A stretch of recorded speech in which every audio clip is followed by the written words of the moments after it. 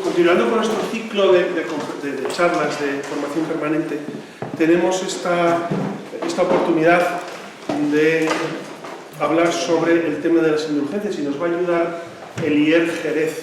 Y lleva 7 años ordenado, ¿verdad? Y está en Villaviciosa trabajando intensamente y es profesor del centro de la cuestión litúrgica, está haciendo también su licenciatura sobre liturgia, sí. Está en ello. Cuando Dios quiera, hasta que Dios quiera, las licenciaturas se prolongan, pero vale la pena. Sí. Y nos va a ayudar sobre el tema de las indulgencias, que sabéis que este año estamos en tiempo del Año Santo, y creo que es bueno darle un repaso a todo este tema, a los porqués. Entonces, normalmente tenemos pues 45 minutos, o que tú veas, ¿no? O menos o más. Y luego, sobre todo, las preguntas también que iluminan y que ayudan bastante, ¿vale? Gracias, Elier. Cuando me pidieron este tema, me encantó porque es verdad que siempre hablamos de los aspectos litúrgicos, pero no de los frutos de la liturgia. Las indulgencias son un fruto de la liturgia, son un fruto de la celebración de Cristo y de la presencia de Cristo en medio de su pueblo. Y a mí me gustaría, yo he pensado, cuando abordé este tema, pensé, vamos a dar una cuestión historiográfica sobre la historia medieval de las indulgencias, ¿no? Que todos hemos escuchado tantísimas veces, ¿no? Pero me pareció tan aburrido. Yo no voy a hablar ahora de datos, de fechas, de historias, de nombres, de bulas, de dónde mandaron una, dónde se mandó la otra, ¿no? Yo pensé, ¿qué es lo más importante de las indulgencias? ¿El documento o lo que significan? ¿Y lo que significan qué es? En eso sí me gustaría que nos detuviéramos hoy. Y hacerlo también a través de la escritura y hacerlo también a través de los documentos del magisterio que nos van a enseñar esta verdad de fe. Es algo muy propio de la Iglesia. La actitud de indulgencia. Si nosotros nos fuéramos al diccionario de la Real Academia Española, encontraríamos que el término indulgencia elude, en su primer término, a la compasión.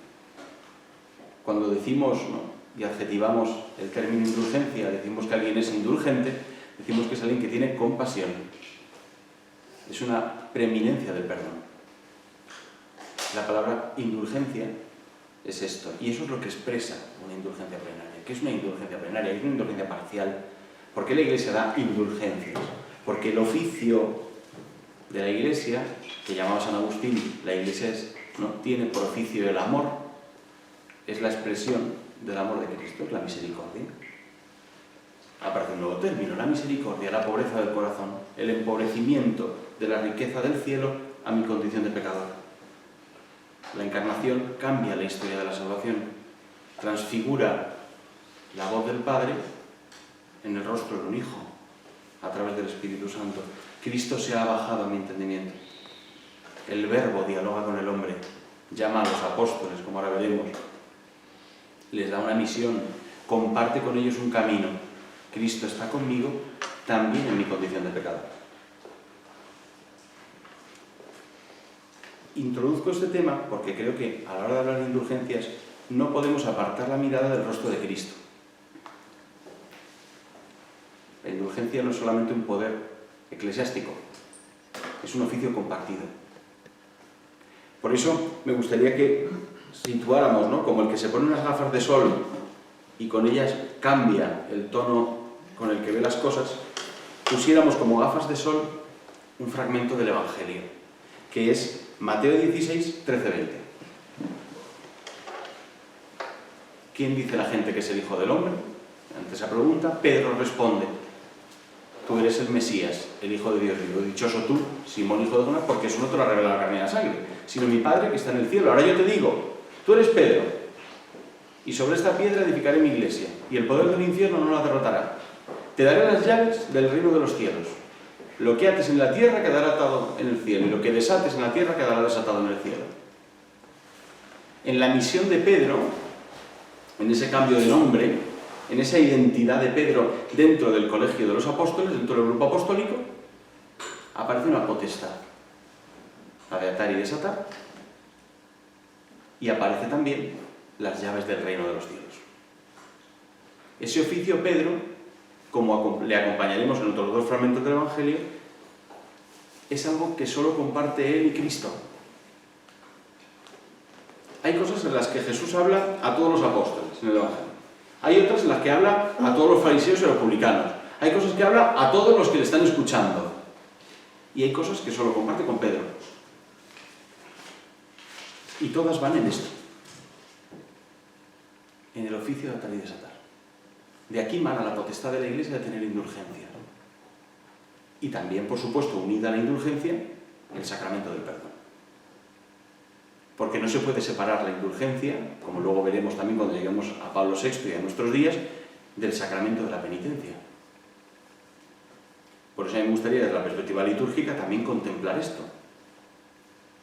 Porque la indulgencia plenaria está unida al perdón de los pecados. Hay un mito que siempre ha circulado, que siempre hemos escuchado de nuestros mayores, ¿no? Las indulgencias, ¿no? Las indulgencias perdonan los pecados. La indulgencia no perdona el pecado.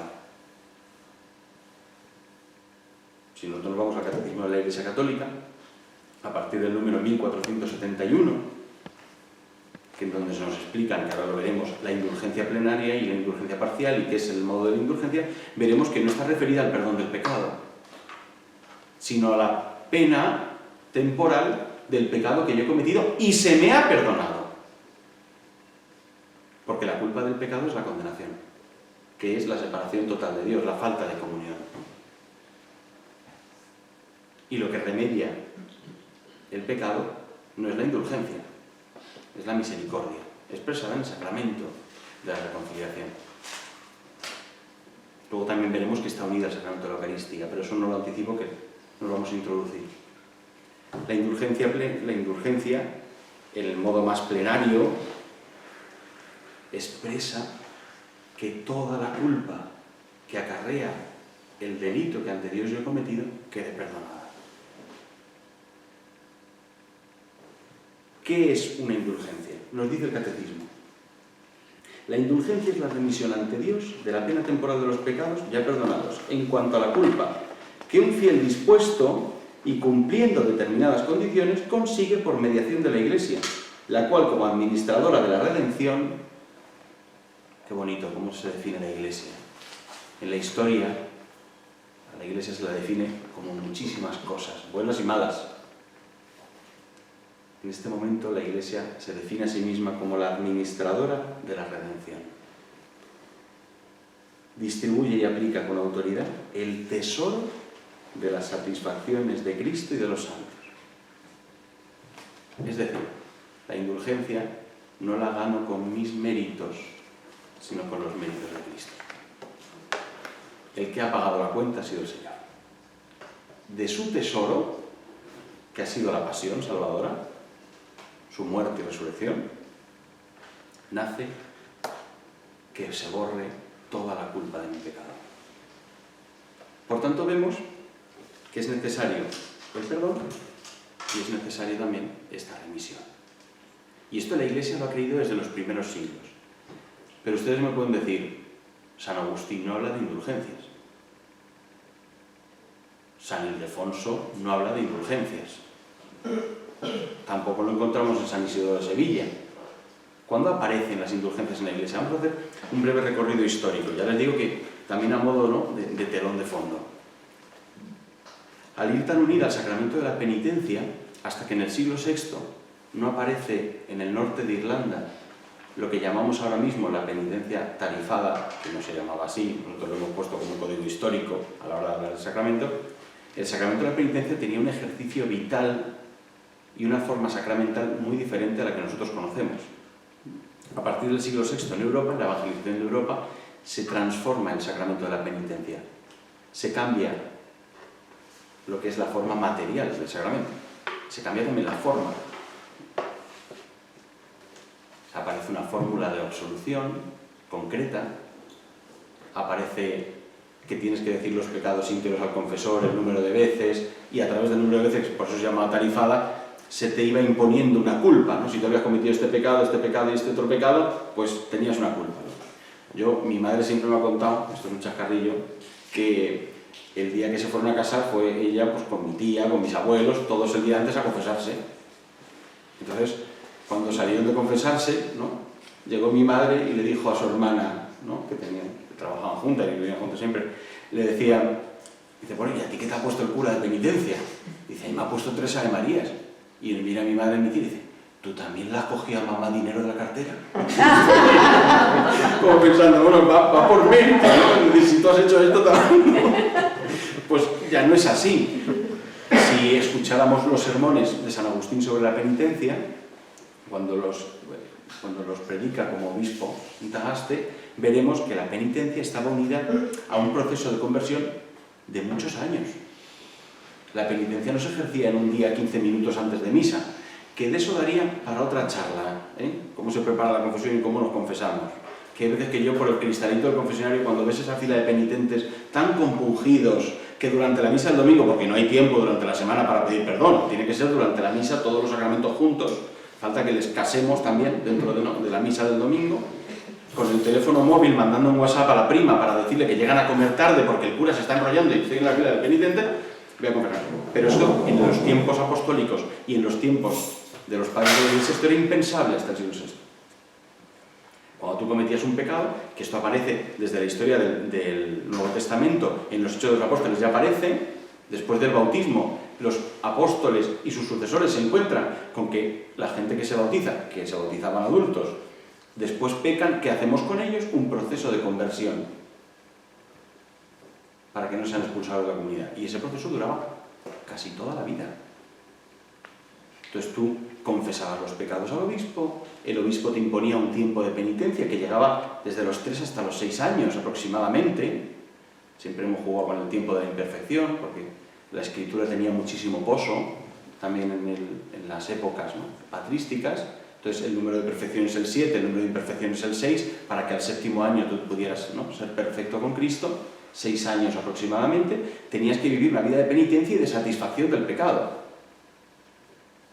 Y después de ese tiempo prudencial que cada obispo imponía, y con la fórmula que el obispo determinaba, se te perdonaban los pecados. Y empezabas una vida de gracia. Siguiendo también el ejemplo de Cristo, en adelante no peques más. En el siglo VI esto cambia. Y se comienza a confesar en secreto, se empieza a confesar, ¿no?, en todos los lugares, antes solo confesaban los obispos, se empiezan a delegar las facultades. Pero ¿y después de la confesión? Si yo sigo pecando, ¿qué ayuda? Pues una vida de gracia. Una vida de gracia. Si yo cogiese ahora mismo, que luego lo presentaré, el manual de indulgencias, y ahora cuando yo empiece a leer las indulgencias que la Iglesia, ¿no?, a través del Papa VI nos otorga, veremos que todas coinciden en una cosa: una vida de gracia, una vida de compañía con Cristo, enriquecida con frutos. Esa vida de gracia son las indulgencias, que nosotros los llamamos devociones, pero la Iglesia las administra, las entrega para que tú recibas una satisfacción, para que tú recibas esa remisión de la pena temporal. ¿Cuándo es la primera vez que aparece en la historia un documento de la sede de Pedro con una indulgencia? Es decir, que el Papa otorga indulgencia. Pues lo hace para España. Y lo hace en el año 1064. El Papa Alejandro II otorga una indulgencia a todos los cristianos que participen en la batalla de Barbastro. Es la primera batalla que es el antecedente de la reconquista de España. Es una de las batallas más desconocidas de la historia. Por ejemplo, es más conocida la batalla de Clavijo por la aparición del apóstol Santiago, pero está puesta hasta en duda. Pero la batalla de Barbastro, que sí fue eficiente, y fue eficaz, y fue satisfactoria, y gracias a eso el Islam no cruza hasta el norte de Italia, y los cristianos se asocian para proteger los reinos cristianos y proteger la fe, el Papa otorga indulgencia a aquel que proteja a la Iglesia. Y lo dice en el término del documento, que no me lo he podido descargar en otro idioma que en inglés, porque no aparece en los libros de historia españoles. Otra cosa que también da para mucho, ¿verdad?, que no conozcamos nuestra propia historia, es que se da indulgencia por testimoniar hasta la sangre la pertenencia a la Iglesia y a Jesucristo. Ese es el término con el que se otorga. ¿Y qué se otorgaba? La remisión de la culpa temporal ante Dios de los pecados que se pueden cometer en la batalla. Nadie quería, en una época en la que se emanan, ¿no?, los primeros santos mendicantes, en la que emana la pobreza, en el que emana, ¿no?, el respeto a la vida, en el que el asesinato siempre ha sido contemplado como uno de los peores pecados, nadie iría al campo de batalla en nombre de Cristo. Pero se dice, bueno, hay que defender la Iglesia también de esta manera, pero la Iglesia también te protege, porque es algo que luego cambia el curso de la historia. Si no, estaríamos hablando en otros términos. Las indulgencias luego se fueron concediendo de una época, tenemos que reconocerlo, un tanto aleatoria, ¿no?, pero se fueron concediendo sobre todo a las monarquías católicas, se fueron concediendo a los reinos que se declaraban cristianos, se fueron concediendo perdones significativos en fiestas litúrgicas. Eso ayudaba mucho a la evangelización. Porque si yo también lucro de indulgencia a todas las personas que van a participar de la liturgia del obispo, voy congregando el pueblo de Dios. Siempre es un fruto hacia una presencia. Es conceder un fruto a una presencia. Y siempre una presencia en el Señor, en la presencia del Señor. ¿Cuál es el antecedente más difícil a la hora de hablar de las indulgencias? Pues nuestro amigo Martín Lutero. Cuando publica las tesis, entonces dadas por el Papa León X, porque el Papa León X proclama una bula en la cual concede indulgencia plenaria a los que ayuden a la construcción de la Basílica Papal de San Pedro en el Vaticano. Esa indulgencia, el Papa manda que sea predicada por todo el orbe cristiano. Y en Alemania esto no gustó mucho. Que el Papa pidiese para construir una basílica no hizo mucha gracia. Y Lutero, entre otras cosas, se rebela. Y ahí proclama, en esas tesis, ¿no?, el decreto de la sola gracia. Solo la gracia de Dios puede satisfacer. Yo he empezado esta charla hablando de la gracia de Dios que satisface nuestras culpas, los méritos de Cristo. Pero él retira la potestad de Pedro para conceder esta indulgencia. Y habla de que es el propio cristiano el que no solo tiene que ser indulgente con él mismo, sino que no necesita de ningún intermediario para que sus pecados sean perdonados. Elimina el sacramento de la penitencia. Si el sacramento de la penitencia queda restringido simplemente a un reconocimiento de las culpas, yo no necesito pagar una pena temporal. Yo no necesito satisfacer nada, porque solo me salvaré por la gracia, es decir, por la imitación de Cristo. Que esto se desarrollará, aunque esto, como Solomon podría hablar muchísimo mejor que yo, en la imitación de Cristo de Kempis. Es decir, podríamos decir, de una raíz buena, noble y verdadera, esto se corrompe. Pero por otro lado ha dado muchos frutos de santidad, como será, por ejemplo, también la llegada del Concilio de Trento. El Concilio de Trento también asume como propias las indulgencias. Y en el Concilio de Trento, que lo tenía por aquí apuntado, nos dice que habiendo Jesucristo concedido a su Iglesia la potestad de conceder indulgencias, y usando la Iglesia de esta facultad que Dios le ha concedido, aun desde los tiempos más remotos, enseña y manda el Sacrosanto Concilio que el uso de las indulgencias, sumamente provechoso al pueblo cristiano y aprobado por la autoridad de los sagrados concilios, debe conservarse en la Iglesia, y fulmina anatema contra los que afirman ser inútiles o niegan que la Iglesia tenga potestad de concederlas. Tú eres Pedro. Lo que ates en la tierra quedará atado en el cielo. No obstante, desea que se proceda con moderación en la concesión de ellas, según la antigua y aprovechada costumbre de la Iglesia, para que por la suma facilidad de contenerlas no decaiga la disciplina. De que no sean tan fáciles de obtener, que lleven un mérito de los hombres. Y es verdad, y aquí lo tenemos que decir, que lo que provocó Martín Lutero, al poner estas cosas en evidencia, fue que se buscara un sentido más espiritual de lo que se estaba concediendo. Y es cierto que también la Iglesia aprende de errores. Y el uso de las indulgencias en muchos momentos fue erróneo. ¿Por qué? Porque no solo las concedía el Santo Padre, sino que se llegó en un momento de la historia a conceder que los propios monarcas concediesen indulgencias en nombre del Papa. Entonces se corrompió el sistema de entrega de indulgencias. ¿Qué ayuda a volver al sentido espiritual de la indulgencia en la Iglesia? Pues entre otras cosas, y me encanta hablar de esto aunque no es el tema concreto, las peregrinaciones como la de Santiago de Compostela, el Camino de Santiago. La aparición del sepulcro del apóstol en Compostela provoca un auge de peregrinaciones y un sentido de búsqueda de la presencia de Dios en lugares importantes para la fe. Si ya no era Roma, pero Roma no era tan accesible como lo es ahora, el sepulcro de Santiago en la otra esquina de Europa van a unar esas vías de peregrinación y unas vías comerciales entre los reinos cristianos. Y va a provocar que muchas personas vuelvan al origen de la época de San Agustín, en el cual, a través de una vida, porque claro, el Camino de Santiago no se hace en un mes como se hace ahora, sino que se tardaba bastante tiempo en recorrer, se llegase a un itinerario de conversión. Y ahí tenemos también los primeros documentos, que nosotros llamamos ahora la Compostela, en los cuales la Iglesia de Compostela reconocía que esa persona había venido a buscar la gracia de Dios. Y volvían a sus casas con ese documento que acreditaba que habían hecho un itinerario espiritual, un cambio de vida. Es verdad que la provocación de las tesis de Lutero rebajó muchísimo el número de peregrinos. Hubo unos años en que la Iglesia parece que guardó silencio y se contuvo, pero luego volvió al auge, en el esplendor de lo que nosotros aquí en España llamamos el siglo de oro, la devoción moderna, en el que vuelven los santuarios y lugares de peregrinación a florecer.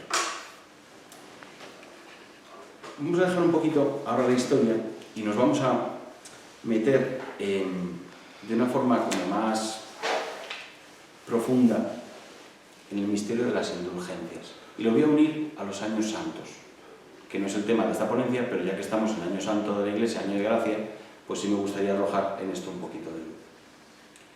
Cuando Lola me avisó también, ¿no?, pues que habían hecho ya el cartel de esta charla, ¿no?, y me llamasteis y me dijisteis, que luego yo le di muchas vueltas. Hemos puesto en el cartel la imagen del buen ladrón, porque fue el primero que recibió indulgencia de Cristo. Y dije, está bien, pero no es así. Mira para allá. Es decir, el Señor no otorga al buen ladrón ningún tipo de indulgencia, sino le otorga la temporalidad completa, ¿no? En parte sí, pero lo que le otorga es el perdón de los pecados, ¿no? ¿Dónde podemos encontrar en el Evangelio las indulgencias? Pues de una forma muy entrevelada lo vamos a encontrar en un pasaje que a los sacerdotes nos gusta mucho, que predicamos mucho, que todos conocéis, pero que a veces por el lenguaje hebraico que contiene no entendemos. Porque ¿Cristo habló de las indulgencias? Pues no. ¿Pero Cristo concedió indulgencia o entreveló que después del perdón de los pecados había que tener una purificación que nos sirve antes a la palabra del purgatorio? ¿Cuándo lo hizo? ¿Cuándo creéis que lo hizo? Antes os he dado una pista, si estáis atentos. He dicho, estas cosas solo las habla ¿con quién? Con Pedro. Con Pedro. Estas cosas solo las habla con Pedro, en todos los evangelios. En el lavatorio de los pies. ¿No os parece extraño que el Evangelio de San Juan, yo no leo la Escritura, pero San Juan, familia sacerdotal, muy pendiente de los signos del templo, de la glorificación de Cristo, sustituya el acto de la institución de la Eucaristía por el lavatorio de los pies? ¿Qué era el lavatorio de los pies? Según muchos, y yo lo he escuchado en muchísimas homilías, era un gesto ritual que se hacía en las casas, que hacían los esclavos, el último de los esclavos de una casa. tenía que hacer este gesto ritual. Era una forma también de recepción, ¿no?, y de hospitalidad por parte del anfitrión al invitado que tenía. Pero es que también tenía un significado cultural. Purificación. Era una purificación, sí. Y era una purificación que se hacía en Jerusalén de una forma muy especial por la cercanía con el templo. Yo esto lo he aprendido hablando con un rabino y aprendiendo, en la Facultad de Teología, en los santos lugares. El momento del lavatorio de los pies no era un signo de esclavitud y de hospitalidad de Cristo. Ya estaban celebrando la cena de Pascua. Estaban ya allí. Se levanta de la mesa, nos dice San Juan. El lavatorio de los pies de hospitalidad tendría que haber ocurrido un par de horitas antes, porque tú no puedes comer la Pascua sucio. Estarías contraviniendo el decreto del Éxodo. Ese lavatorio, si ocurrió, fue antes. ¿Por qué había un lavatorio en la última cena? Porque todos los judíos, antes de ir al templo, de ir a la presencia de Dios, tenían que lavarse. Y se hacían estos lavatorios de comunión, en el que unos ayudaban a otros a lavarse. Y se lavaban los pies, y se lavaban las manos, y se lavaban la cabeza. ¿Por qué? Porque al templo, que tenía 3 partes, el atrio de los gentiles, el atrio de la ofrenda de la oblación y el atrio de los sacerdotes. Para tú entrar al atrio de los gentiles bastaba con que pagases la tasa del templo. Tenías que pagar un impuesto por haber culto a Dios, eso ya, ¿no? Cosas romanas. Para entrar al atrio de la ofrenda tenías que estar purificado. Y para entrar al atrio de los sacerdotes y al atrio donde se preparaba el culto, el atrio íntimo que daba ya al Sancta Sanctorum, tenías que haberte purificado, haberte lavado completamente el cuerpo y declarar bajo pena de muerte tu idoneidad y que no habías cometido ni un solo pecado contenido en el Levítico. Cuando llega Jesús y le lava los pies, ¿qué entienden los apóstoles? Los apóstoles creo que entienden que van a ir a la presencia de Dios. De hecho, al acabar el discurso les dice: levantaos, vamos. Y se van.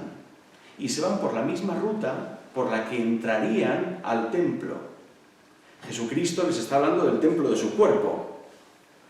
Lo ha dicho Juan unos capítulos antes. Entonces, Jesús se pone a lavarles los pies. Jesús les está hablando de una purificación sacerdotal. Les está Él purificando. Y Pedro le dice, al llegar a Simón Pedro le dice: Señor, ¿tú lavarme a mí los pies? Jesús le responde: lo que yo hago tú no lo entiendes ahora, lo comprenderás más tarde. No me lavarás los pies jamás. Pedro no deja que Jesús se arrodille y que le vaya a purificar. Imagino que quería hacerlo él: no me lavarás los pies jamás. Si no te lavo, no tienes parte conmigo. Jesús le está hablando de una intimidad. Le está hablando de esta intimidad. Si yo no te lavo, si yo no te purifico, no puedes estar en mí. Está hablando en un lenguaje sacerdotal, es decir, no vas a entrar a la intimidad de los sacerdotes del templo. En la expresión mesiánica del Domingo de Ramos, que mañana vamos a celebrar, los apóstoles están contemplando los signos del Mesías. No vas a entrar a mi intimidad. Entonces, lávame, dice Pedro, no solo los pies, también las manos y la cabeza. Esto era lo que había que hacer para entrar al atrio de los sacerdotes. Es una purificación completa. Y Jesús le dice: el que se ha bañado, el mikvé, no necesita lavarse más. No estoy hablando de ese templo. No vamos a ir al templo de Jerusalén. necesitas estar conmigo. Y de esta vida de gracia, de esta indulgencia que tiene Jesús, se ve que no solo están perdonados porque está perdonado, porque está en gracia, sino que tiene que tener otra purificación, que es la intimidad, la purificación de la intimidad. Y esto, recalco, es una indulgencia. Y esto es lo que la Iglesia ha contenido como indulgencia. Y por algo será que las primeras indulgencias se conceden a los peregrinos de Tierra Santa, aquellos que van a imitar la vida de Cristo en los lugares donde Cristo habita. Y esto es lo que el Papa Pablo VI determina tras el Concilio Vaticano II a la hora de publicar él mismo este decreto en el que regula las indulgencias, que por una parte es un tratado de espiritualidad bellísimo, bellísimo, sobre el perdón de Dios, y que no conocemos, porque nosotros, es verdad que no tenemos tiempo para leerlo todo, pero hay cosas que utilizamos por devoción, pero no conocemos de dónde vienen. Cuando el Papa Pablo VI publica Indulgentiarum Doctrina, Doctrina sobre las Indulgencias, el día 1 de enero de 1967, hace abolir todo el sistema de indulgencias anterior y convoca a la Iglesia a un nuevo perdón. A un perdón que se extendía a través de las indulgencias anteriores y a través de los años santos. El año de gracia. El año de gracia, que no tiene que ver con lo que le llamemos año jubilar, en parte no, en parte sí, no tiene que ver mucho con el año judío, el año de gracia judío, el año jubilar. Sabéis que en el libro del Levítico aparece que el pueblo de Israel tiene que tener un año de gracia, el año jubilar. Pero también os voy a decir que aquí hay una confusión de términos en la escritura, en la traducción de San Jerónimo. Porque la palabra jubileo, Yobel, venía de esta raíz hebrea. El Yobel es el cuerno que se toca para proclamar la gracia de Dios. Se toca en el Shabbat y se tocaba en los años santos. Era un año de gracia. ¿Cuándo se celebraba el año santo? Cada 50 años. El libro del Levítico, en el capítulo 25, versículo 10, nos dice que tras el año 49 se celebre un año de perdón. Y así lo entendía el pueblo de Israel. Un año de perdón que llevaba la desposesión de las tierras, dejabas de tener la pertenencia de tu hogar, la pertenencia de tus terrenos, la pertenencia de tus esclavos y de tus deudas. Todo se perdonaba y durante ese año no se podía trabajar. Solo se vivía para alabar y dar gracias a Dios. ¿Y de dónde viene esto? Nos explica el libro del Levítico. Nos dice el libro del Levítico que el pueblo debía contar 7 semanas de años, es decir, 7 veces 7, que hacen 49 años, y proclamar el año de gracia. Y como os he dicho antes, que estas cosas Jesús solo las habla con Pedro, ¿recordáis el momento en el que Pedro le dice a Jesús en Mateo 18, 21-35, ¿hasta cuántas veces tengo que perdonar? 7 veces. 7. Hasta 70 veces 7. 10 veces más que lo que perdona Dios en el Levítico. 10 veces más que lo que Dios pidió al pueblo de Israel. ¿Cómo se consigue perdonar tanto? A través de una intimidad con el Señor. Es que muchas veces escuchamos estas cosas de 70 veces 7 y se queda como refrán, pero es que viene de aquí. Pero como hemos visto a la hora de explicar el año jubilar, vemos que el año jubilar cristiano dista mucho. Lo primero, hacemos un poco caso a lo que dijo el Señor a Pedro, 70 veces 7, es decir, más que los judíos. Porque nosotros no celebramos año jubilar cada 50 años, celebramos cada 25 en la ciudad eterna de Roma. ¿Y cuántos tipos de años jubilares, años de gracia hay? Hay 3 tipos.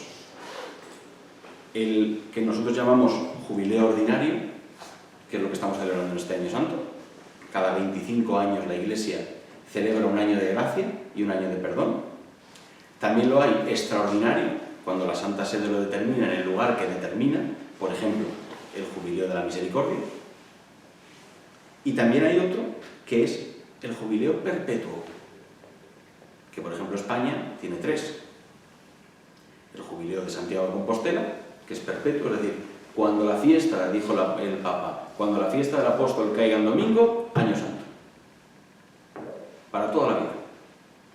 Caravaca de la Cruz, cada 7 años. Santo Toribio y Orihuela, cada 7 años. Eso es jubileo perpetuo. Hay 3 tipos de jubileos. ¿Y qué busca el jubileo? Que vuelvas a acercarte a la Iglesia. ¿A través de qué? Pues a través de la puerta estrecha. A través de la presencia. Y por la misma puerta por la que entraban los penitentes a las basílicas primitivas, entramos nosotros ahora. No por la puerta mayor, sino por la puerta más pequeña de las iglesias. Y esa tradición se ha conservado. Es un año de penitencia, es un año de gracia, es un año de perdón. Y esto está unido a los decretos de indulgencia. Más en concreto, que ahora hablamos del manual, que ya con eso termino, cuando el Papa determina las normas concretas para la concesión de la indulgencia, que ya hemos dicho que es la remisión de la pena temporal. ¿Para qué? Para el purgatorio. Es decir, para el momento en que tengamos que rendir cuentas de nuestra vida cotidiana, para después de la muerte. Y el Papa Pablo VI, cuando publica Indulgenciarum Doctrina, recoge el sentido teológico del perdón. Y recoge el sentido teológico de la potestad de San Pedro y calculo del suelo del teléfono móvil. También, ¿no? Recoge la potestad de Pedro y la ejercita. ¿Para qué? Para el bien de las almas, para el bien de los fieles. ¿Qué más hace el Papa Pablo VI, que es el gran autor de las indulgencias?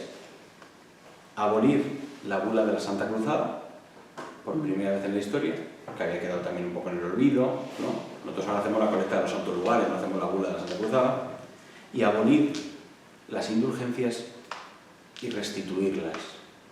Porque antes se daba la indulgencia plenaria a través de los años santos, él lo que hace es dar más indulgencia plenaria y quitar otras, y aunar lo que se llamaban las indulgencias temporales a indulgencias parciales. Es decir, hay 2 modos de dar indulgencias en la Iglesia. La indulgencia plenaria, que perdona toda la pena temporal de mi pecado, y la indulgencia parcial, que ya no se da por días. Hay muchos cuadros, por ejemplo, aquí en la diócesis de Getafe tenemos 2 altares que tenían indulgencia de 500 días. Si ustedes van al Salvador de Leganés y celebran la misa en el altar del Salvador, 500 días de indulgencia. Yo me acuerdo que había un cuadro en Santiago de Compostela, que estuve allí, que ponía abajo: se otorgan 500 días de indulgencia a aquella persona que mirara con devoción este cuadro. Era un cuadro espantoso. La información que yo he visto, digo, pues sí, con razón, te dan indulgencia por rezar aquí. 500 días de indulgencia. Eso se elimina. Se elimina. Y el Papa publica, después de esto, lo que yo tengo aquí impreso, no lo tengo en el documento mundial, porque era un libro que ha publicado la Conferencia Episcopal y ya no quería venir con tantas cosas, el manual de indulgencias, que todos lo tienen en la Santa Sede, que lo podéis contemplar allí o lo podéis comprar en la forma editada. El manual de indulgencias es muy desconocido por los fieles. Yo de hecho he de decir que preparando esta charla ha habido cosas que me he enterado que yo no conocía que teníamos indulgencia. Entonces, lo primero que tiene el manual de indulgencias, que esto es importante, pero lo tengo por aquí para no enrollarme, aquí. Lo primero que nos vamos a encontrar en este manual de indulgencias es el proemio en el que se explica, ¿no?, que después de la exhortación del Papa Pablo VI, Indulgenciarium Doctrina, sobre el tema de las indulgencias, en el que pide que se revisen el Enquiridium de indulgencias medieval y se vuelva a retomar de una forma pues más propia y más potestativa de la Santa Sede, se publica este documento, que se pone a disposición de toda la Iglesia. Y este documento tiene 2 partes: unas concesiones generales y unas concesiones particulares. Y a mí me ha gustado muchísimo, y de hecho llevo toda la semana rezando, os lo voy a confesar, con las 4 gracias, concesiones generales, que publica el Papa en este documento. Porque dice, que para conceder la indulgencia se otorga indulgencia parcial a 4 realidades que todo cristiano debe vivir. Dice, primero, a elevar el alma a Dios. Basta una pequeña ejaculatoria y tener memoria y acto de querer estar en la presencia de Dios para que tú tengas todos los días indulgencia parcial. Segunda confesión general, un acto de caridad. Dar limosna o ayudar a una persona que lo necesite, o una realidad eclesial, o una realidad, ¿no?, de generosidad altruista para tener indulgencia parcial. Tercera, la privación de algo en favor de tu penitencia o de amor a Cristo. Por ejemplo, los viernes de Cuaresma. Que tú te prives de un alimento cada día de tu vida tiene indulgencia parcial. Fíjate, media hora sin teléfono móvil por amor a Jesucristo, indulgencia parcial. Y ahora veremos después, y si esa media hora la usáramos para leer la Escritura, indulgencia plenaria. Y la cuarta, testimonio público de fe en el mundo, indulgencia parcial. Es decir, cuando tú vives una vida de comunión con Cristo y una vida de iglesia, todos los días tienes indulgencia parcial. Todos los días, 4 indulgencias parciales. Luego ya veremos lo que Dios haga con ellas. 4. Pero es que además de esas, dice, vamos a publicar 33 confesiones particulares, que esas sí que las voy a leer. Las leo rápido y luego, si queréis, me preguntáis. Primera, indulgencia plenaria a las familias que se consagren a Dios, o bien al corazón de Jesús, a la Sagrada Familia, y que reciten una oración adecuada al hacerlo.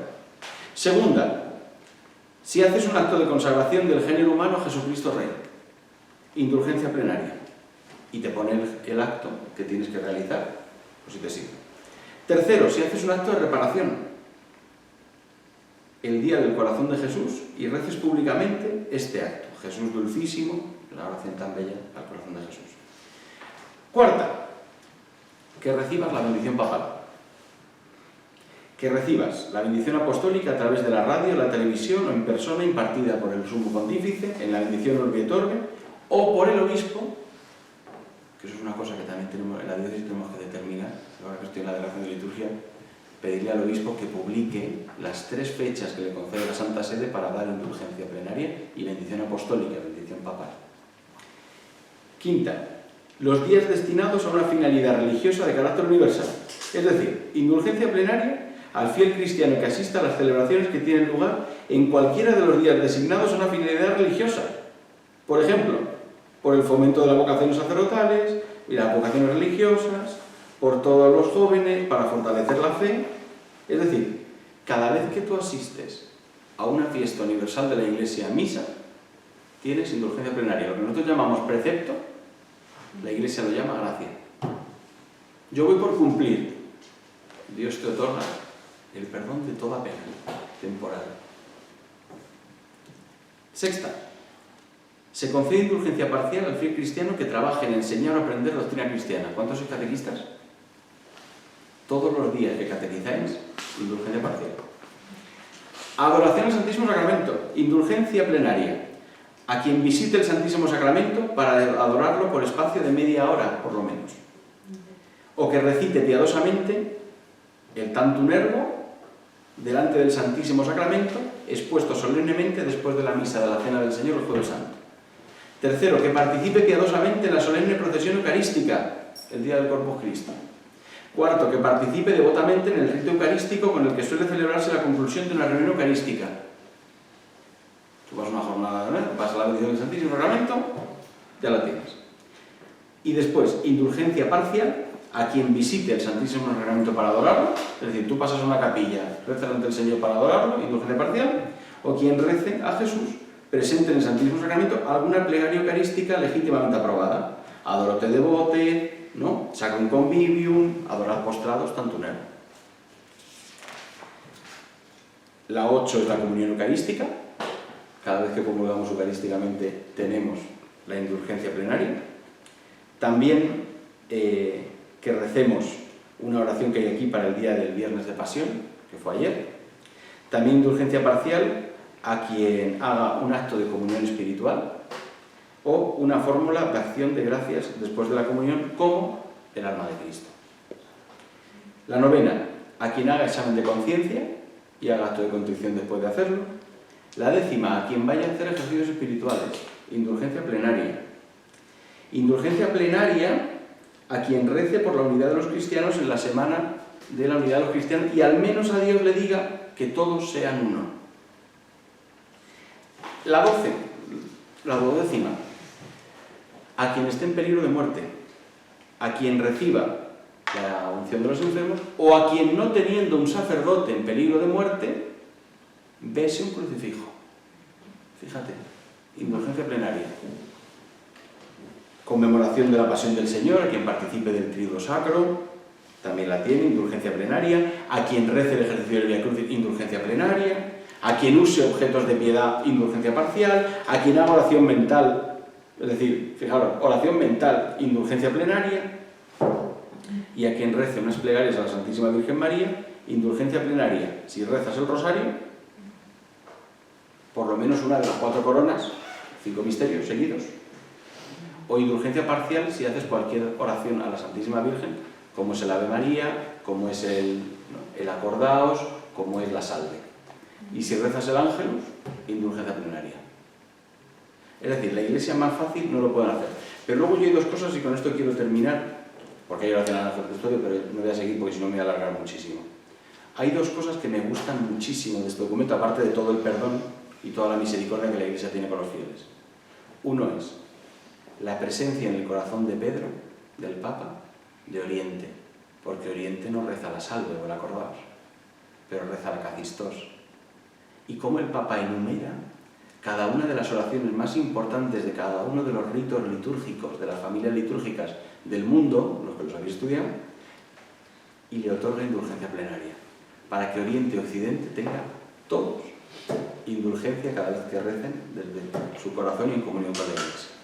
Y la última, la número 33, es la que se refiere a los años santos.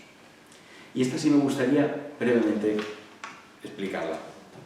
La número 33, bueno, ya he dicho que la lectura de la Sagrada Escritura también tiene. En la número 33, el Papa nos dice, visita los lugares sagrados. Y dice, se concede indulgencia plenaria al fiel cristiano que visite y rece Padre Nuestro y Credo en una de las 4 basílicas de Roma, en una basílica menor en el día de los santos apóstoles Pedro y Pablo, o en la solemnidad del titular, o el día 2 de agosto, que es en que coincide la indulgencia de la porcíncula, o una vez al año el día escogido por el fiel cristiano.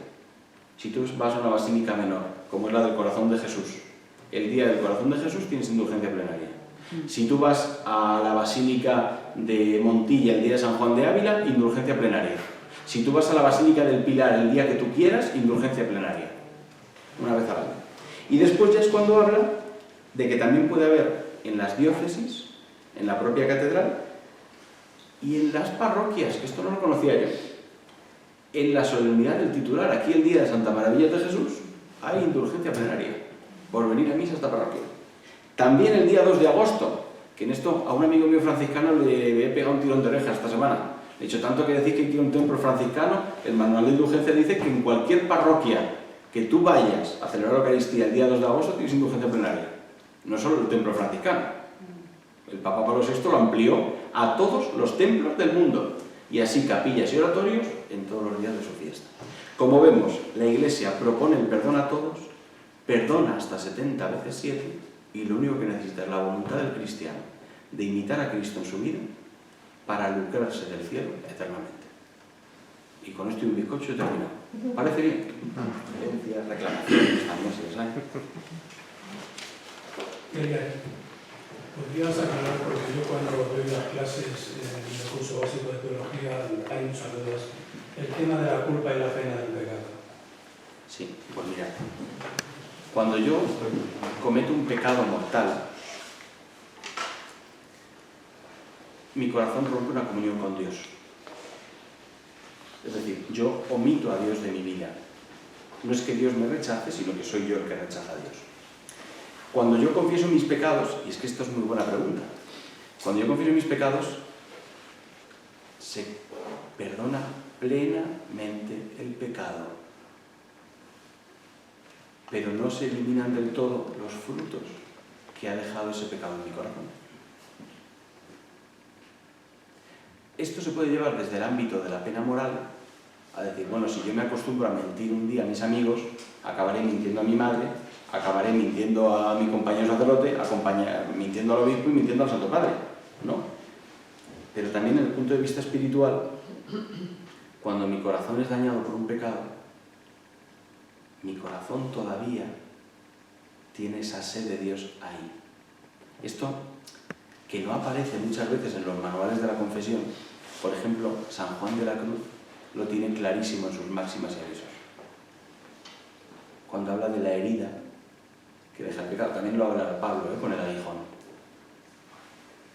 Esa pena que queda, ¿no?, al volver otra vez a rescatar la concupiscencia, mi condición de pecado. Entonces, cuando yo llego al cielo, ese corazón está dañado y ese corazón ha tenido aversión a Dios, y en su plena presencia no haría más que avergonzarme. Yo no creo que el purgatorio sea un modo de condena, sino el modo en el que el cristiano consigue presentarse en pie y alzado, como dice la Escritura, ante el rostro de su Dios. Pero es que entonces el sacramento de la penitencia al que yo voy al confesionario es imperfecto. No, pero se complementa. Entonces, pero yo creo que también de un modo natural, no solamente canónico, no porque el Código de Derecho Canónico lo legisle y el decreto de indulgencia lo legisle, ya se hace, sino porque cuando yo me confieso, yo siento sucia mi alma y siento la alegría de sentirme perdonado, pero también siento la necesidad de reparar esa ofensa a Dios. Porque una de las cosas en las que hemos decaído y en las que decae el sacramento de la penitencia es que hablamos siempre de la moral, pero no hablamos del daño que yo provoco en el corazón de mi padre cuando me he ido de mi casa con su herencia, que es la parábola del hijo pródigo. Entonces, cuando vamos allí, ¿no?, cantamos esa canción ochentera de «Oh pecador, ¿dónde vas errante?», pero no cantamos ese «Oh buen Jesús, yo creo firmemente que por mi bien estás en el altar». Decimos «pobre pecador», pero no decimos «pobre Jesús que ha sufrido el pecado». Entonces se convierte en una especie de terapia espiritual y moral que es el perdón. Y el perdón es que vuelvo a mi Padre a decirle: he pecado contra el cielo y contra ti, y no me merezco ser hijo tuyo. Me he metido en más tema con tu pregunta, pero espero sí, que me refiero también al daño que origina el pecado en el otro. Es decir, si tú, por ejemplo, le robas a una persona y le has quitado la cartera, pues resulta que esa persona a lo mejor no puede comer en ese mes durante 15 días. Y esa persona, además, dependen de él, su mujer, sus hijos y demás. Es decir, tú vas y te confiesas. Y bueno, no puedes a lo mejor restituirle a que le has robado el dinero. Pero te dicen, haz una obra de caridad o lo que sea, por ese importe o lo que sea, bien lo haces. Pero el daño que tú has originado en esa familia adicional, ese daño queda perdonado con esa indulgencia que estamos hablando. Bueno, me está diciendo que el pecado queda perdonado, pero la pena está pendiente. queda perdonado el confesionario, porque Eso. una cosa que no he especificado, que te lo agradezco muchísimo que me lo digas ahora, es que para lucrar la indulgencia tienes que confesar y comulgar y rezar por las intenciones del Papa, estar en plena comunión con Pedro, ¿no? Esto que tú hablas es muy interesante, porque la pena del purgatorio también viene a darnos cuenta del daño que hemos provocado en el prójimo. Entonces, sí tenemos un deber en vida, yo creo, aunque esto es más de tratado de penitencia, de satisfacer el daño que hayamos causado a nuestro prójimo. Dices, bueno, es que a lo mejor no puedo devolver el dinero que he robado, o sí. O sí. O es que yo no puedo volver a decirle a la persona que la quiero mucho después de haberle dicho que es no sé qué, o sí. Pero eso es el dolor de los pecados y el propósito de enmienda. Y luego también la penitencia que el sacerdote te proponga. Porque un sacerdote sí puede proponer como penitencia, siempre tiene que ser algo realizable, preguntarte ¿estás dispuesto a devolver el paquete de chicles que te has llevado de la papelería de no sé dónde? Sí. Pues hazlo. No, es que me da mucha vergüenza. Bueno, pues hazlo, haz otra cosa, ¿no? Da el dinero equivalente a los pobres, ¿no? La penitencia tiene que ser realista. Pero lo que tú estás diciendo es muy interesante. Pero también es una necesidad de la voluntad del alma por acercarse a Dios. O sea, quiero decir, ya no es solamente lo que la Iglesia nos da con las indulgencias, sino lo que yo necesito para acercarme a la Iglesia. Que es que mi vecino no pase hambre porque yo le he quitado algo. Me ha parecido muy bonito, interesante. Muchas gracias. ¿Una pregunta más? Yo de todo esto, quería, a ver si nos puede hablar un poquito, porque aquí lo que subyace es el amor de Cristo hacia el hombre. Entonces, háblenos un poquito de cómo encaja todo esto en lo que estamos hablando, de decir, bueno, de mi arrepentimiento, mi unión con Cristo, pero y la otra parte, o sea, el feedback de Jesús hacia el hombre. Pues mira, como le decía, ¿no? En la misión de Pedro se une, ¿no? Es como que Jesús delega la misión del perdón, es como que se la entrega, ¿no? Y la entrega a la Iglesia, a su rostro visible en el mundo, a su presencia, a su esposa, ¿no? Pero es una acción compaginada, es decir, el amor de Cristo siempre será la raíz de la Iglesia, siempre. El amor de Cristo siempre será el ejercicio de los sacramentos, el culto al Dios vivo en espíritu y verdad, como dice la Samaritana, el perdón público, la exhortación a la misericordia y al amor, pero sobre todo la presencia de Dios. Todo lo que la Iglesia te concede con las indulgencias es que no pierdas en ningún momento de tu existencia la presencia de Dios. Te está regalando la gracia para contemplar a Dios más dignamente, pero no solo en el estado final de tu vida, que será la vida eterna, el juicio particular, sino ahora. Una persona que busca las indulgencias sin ningún sentido esotérico, porque también lo hay, y que está buscando una plena comunión con Cristo, va a encontrar a Cristo cada vez más evidente. Tárdete a mí, por hermosura infinita, ¿no? Agustín de Hipona. Es decir, ahí está esa unión de las dos voluntades. Y el primero que tiene la voluntad de perdonar, como tú muy bien dices, es el Señor. O sea, del acto de amor de Dios, del abajamiento de Dios, de su kénosis, lo primero que emana es el Padre perdónalos porque no saben lo que hacen. Es decir, la misión de Cristo desde el momento de la encarnación, en el que se llama Jesús, que significa Dios salva, nos está emanando la perspectiva del perdón. A mí me encanta cuando el cardenal Antoine, en los ejercicios que le da al Santo Padre San Juan Pablo II, ¿no? Habla de ese error de Dios que no tiene memoria y solo sabe perdonar. Y esa es la petición que le hace Jesús a Pedro, hasta 70 veces 7. Tú no te quedes en cumplir la ley. No me vale que cada 50 años redimas la culpa. Siempre. Y ese siempre nace de ese corazón enamorado de Cristo por el mundo. Y ese Cristo enamorado por el mundo, nosotros lo encontramos en la Iglesia. Por eso las condiciones de la indulgencia siempre van a la unidad con la Iglesia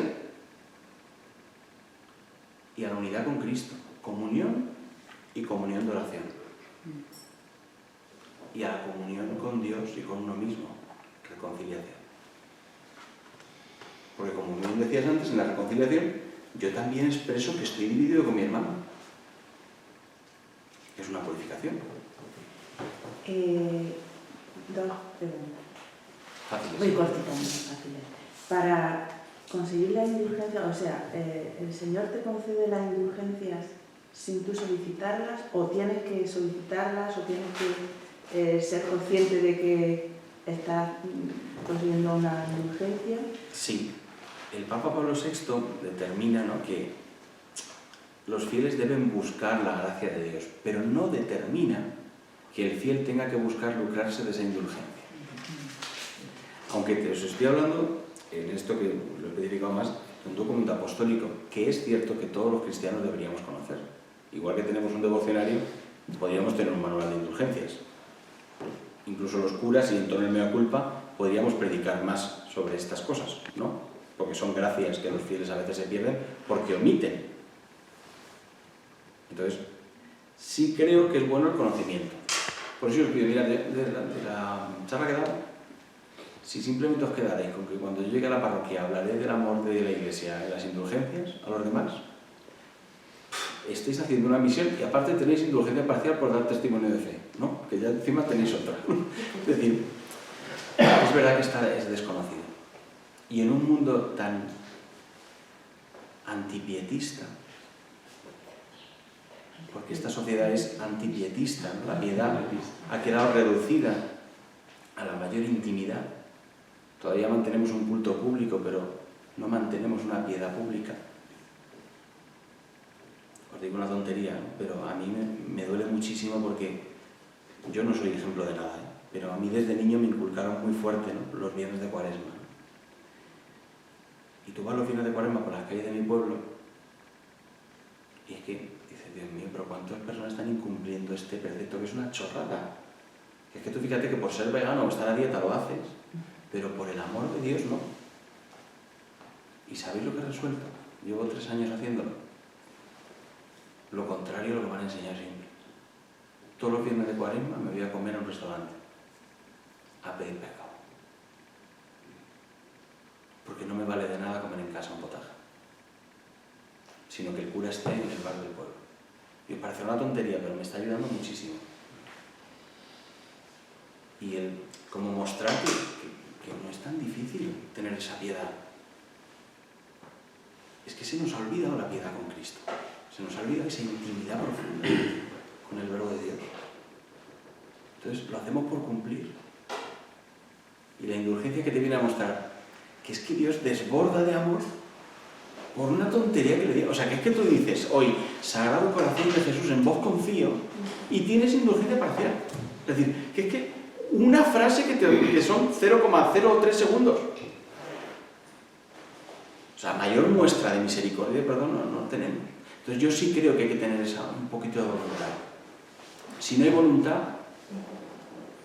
la libertad se ejerce en la voluntad.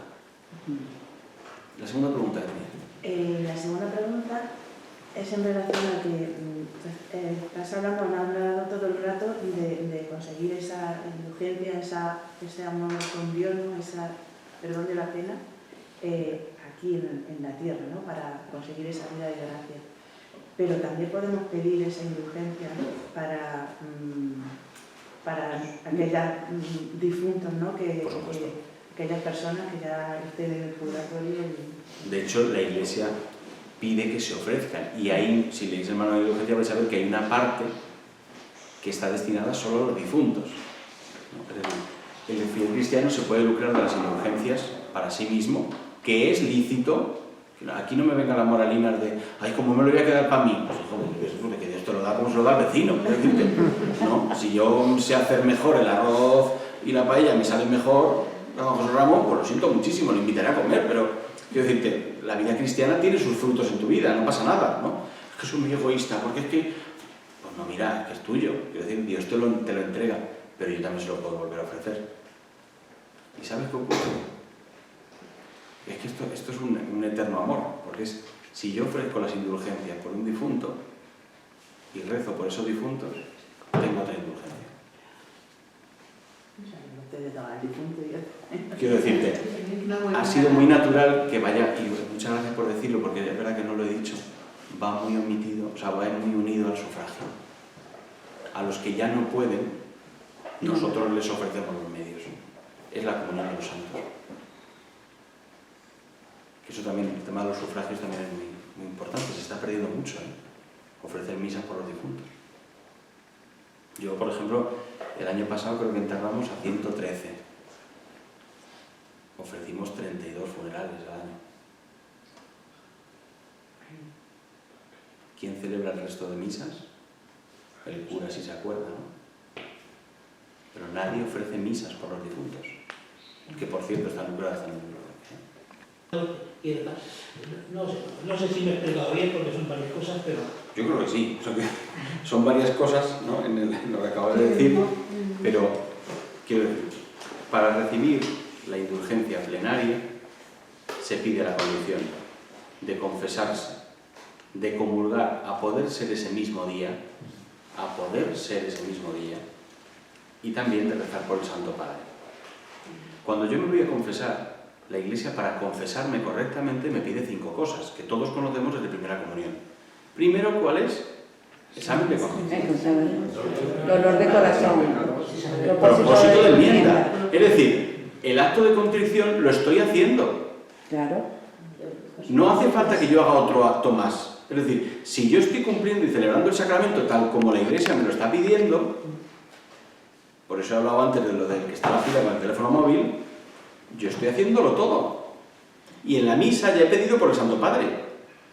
Si yo celebro la misa atentamente, yo todos los días encomiendo al Santo Padre, como un acto de filiación, y con el Papa Francisco. Entonces, no hace falta hacer otro ex voto externo para lograr la indulgencia. Y luego, hay indulgencias que no nos hemos dado cuenta nunca que hemos recibido, pero llevando una vida de gracia con una comunión frecuente, las estamos recibiendo. Por ejemplo, el manual de indulgencias y el Papa Pablo VI, en su decreto, no determinan los días anteriores o posteriores de los que tiene que ser la confesión. Dice que en un tiempo breve, es decir, en un espacio corto de tiempo. En unos decretos particulares es cuando empieza a aparecer 8 días antes, 8 días después, sobre todo en las fiestas, cuando se trata de la fiesta, para que no se pierda la memoria.